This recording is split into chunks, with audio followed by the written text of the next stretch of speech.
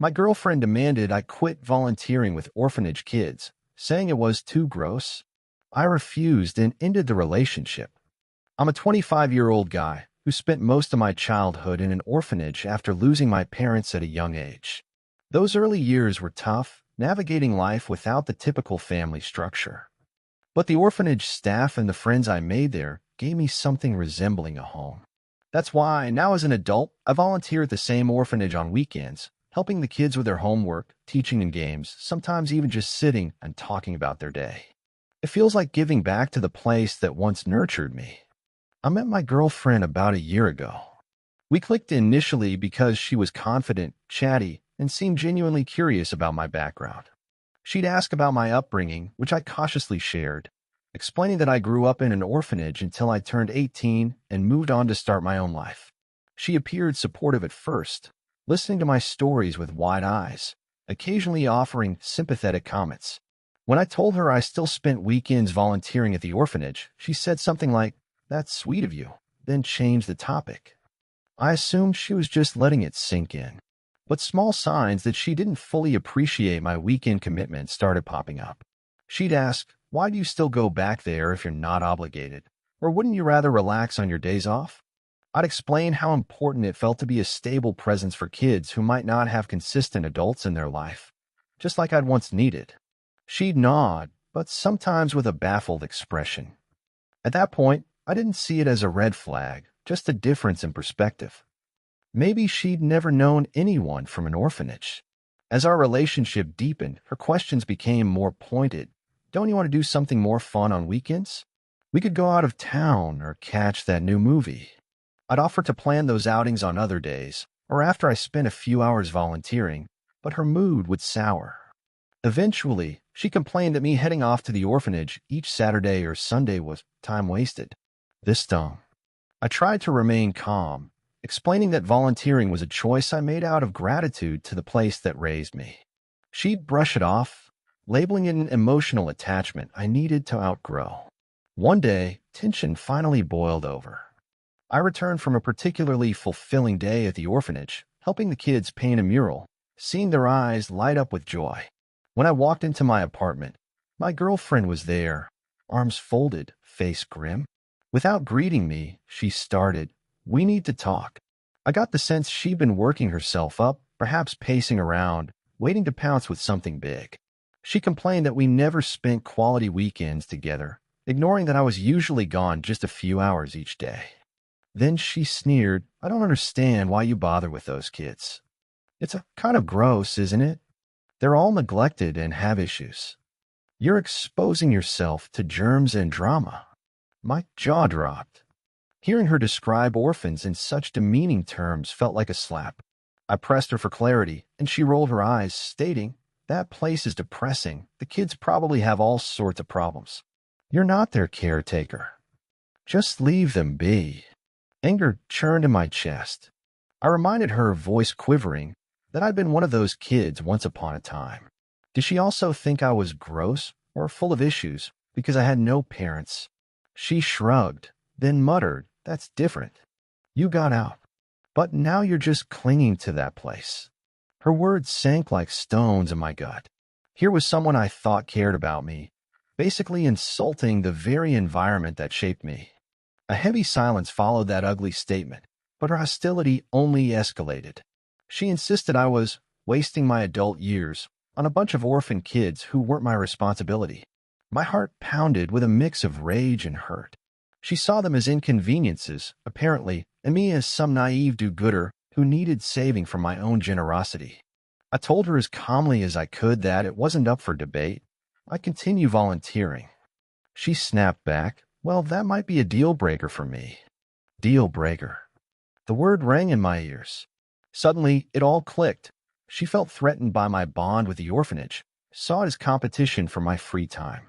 Or maybe she just hated that I carried the stigma of once being an orphan.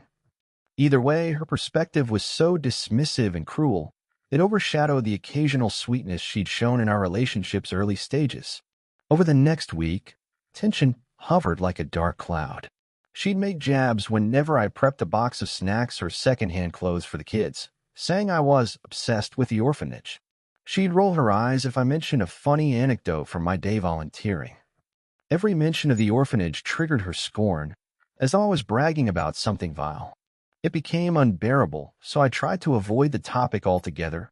Yet every Saturday or Sunday, when I grabbed my car keys to head out, we'd have another argument. One Sunday, she stooped to a new low. She'd snooped around the orphanage's social media page, saw pictures from events or fundraisers featuring me. She told me point blank, "It's embarrassing. People might think you're some kind of charity case or that you can't let go of your past. I don't want that stigma attached to us." Her words stung like a whip. Embarrassing? Stigma? She was basically saying I was tarnishing her image. That was the moment I realized just how shallow her priorities were. When I came home that same afternoon, arms full of leftover cupcakes I'd promised to bring from the orphanage's small party, she glared at me. "I can't stand this anymore," she spat, pointing at the cupcakes. "You're bringing that germy stuff into our house." My patience frayed. These were just cupcakes, homemade by an elderly volunteer who was always so sweet. The kids loved them, and I grabbed some for dessert. My girlfriend's attitude turned them into a symbol of all she despised. She barked at me to toss them in the trash. I refused, telling her she wasn't forced to eat them. She then stormed into the bedroom, slamming the door. That night, a message from an older staff member at the orphanage popped up on my phone. Just a heartfelt note saying they appreciated my help that day, especially with some particularly shy kids. My girlfriend noticed, snorted, and sneered, "Wow, you're so loved over there. Maybe you should move in with them." The bitterness in her voice chilled me. I stared at her, searching for any sign of regret or gentleness. All I saw was scorn. I needed to talk this through, but each attempt ended with her refusing to see reason. She repeated her stance. "Volunteering there is disgusting. Those kids are just a depressing mess. Why can't you find a normal hobby?" My mind reeled at her cruelty.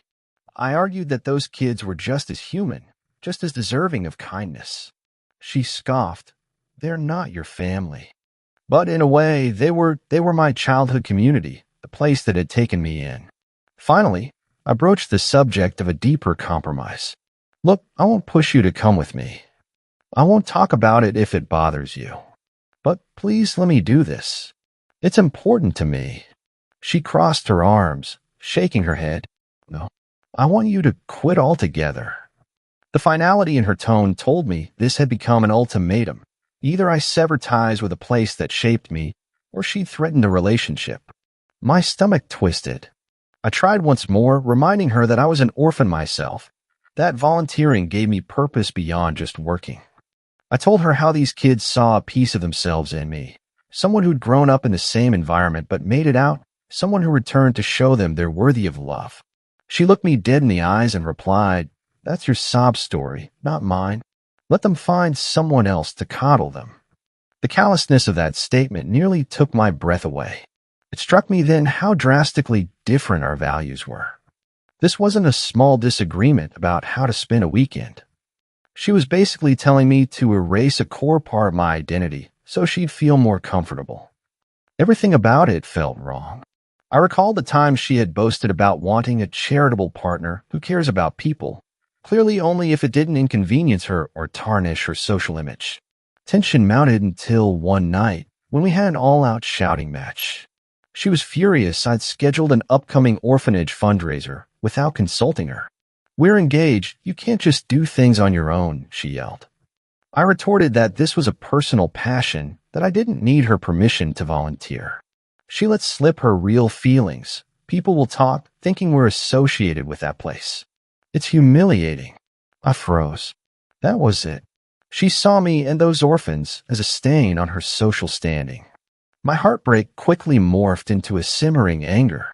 A day later, I confronted her calmly but firmly. "Look, this is non-negotiable. I will keep volunteering. If you can't handle that, if you see it as gross or embarrassing, then maybe we should rethink our future." She crossed her arms, eyes blazing. "Fine. I'm telling you to quit. If not, don't expect a wedding." The ultimatum came out so easily, as though it was the simplest solution. My chest felt tight, but I realized we'd reached the inevitable conclusion. She wanted me to choose her comfort over my moral convictions.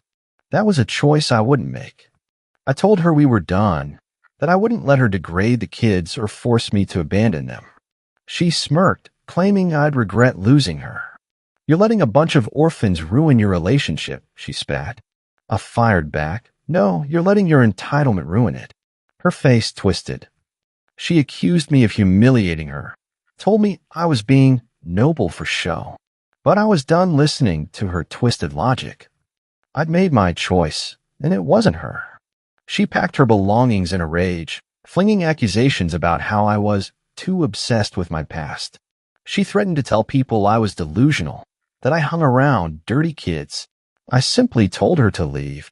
As she stomped out, I felt an odd mix of sadness and relief swirl inside me, but mostly relief.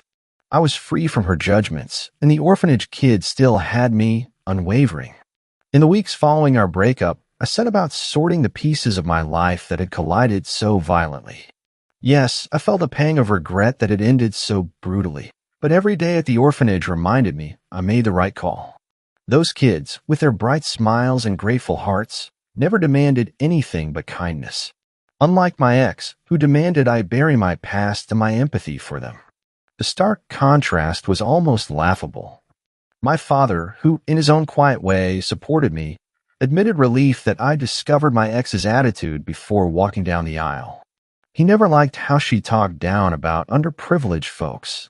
I realized the signs had been there, subtle barbs at poor or neglected kids, but I never believed she'd go so far as to call them gross. Now that ugliness was laid bare, and I was free to steer my life in alignment with my values. A week or so after the breakup, my ex texted me a flurry of messages. She tried flipping the story, "You prefer some random kids over building a future with me, or stop playing hero with those orphans. They're not your responsibility." I blocked her number. I was done engaging in toxic back and forth. She retaliated by sending me a letter. Yes, a physical letter, where she scolded me for abandoning your fiancé for strangers. The letter ended with a final jab. "You'll never find someone who accepts that weird volunteer obsession." I read it once, shook my head, then tossed it in the trash. Meanwhile, the orphanage fundraiser I'd helped plan went off beautifully. We raised enough money to invest in some educational programs and improvements to their small library. That day, seeing the kids run around with laughter, my heart was full. A caretaker from the orphanage, someone who'd known me since I was a scrawny, shy boy, patted my shoulder, saying how proud she was that I'd stay connected. "I remember you here," she said softly, "searching for comfort after your parents passed. Now you're giving comfort back." I nodded, tears pricking my eyes, grateful for the clarity that I'd parted ways with someone who disrespected this crucial part of my life. A month later, I bumped into one of my ex's acquaintances at a grocery store. They gave me a cold look, apparently having heard a twisted version of events. But I didn't bother explaining. If they believed her story that I was obsessed with an orphanage, so be it. My truth stood on its own. I carried on with my day, shoulders light with the knowledge that I'd put my beliefs and empathy first. Over time, I moved forward, focusing on the kids, my job, and building a circle of supportive friends. The orphanage remained my weekend sanctuary. Whenever I arrived, the kids ran up, hugging me, brightening my day. They never cared about my finances or social standing. They accepted me wholeheartedly, contrary to my ex's cynicism. That pure acceptance was worth more than 1,000 superficial relationships. And so I stand by my decision. I refused to quit volunteering with my orphanage kids, as she called them. I refused to see them as gross. In doing so, I lost a girlfriend who exposed her prejudice, but I gained a renewed sense of identity and purpose. My vow to help those children is unwavering. It's my way of honoring my own orphan past. If that's too big a sacrifice for someone else's comfort, then that someone never belonged in my life in the first place. Sure, heartbreak stings, but freedom from her entitled demands is a balm for the soul. And in the warm smiles of the orphanage kids, I find all the confirmation I need that I chose correctly.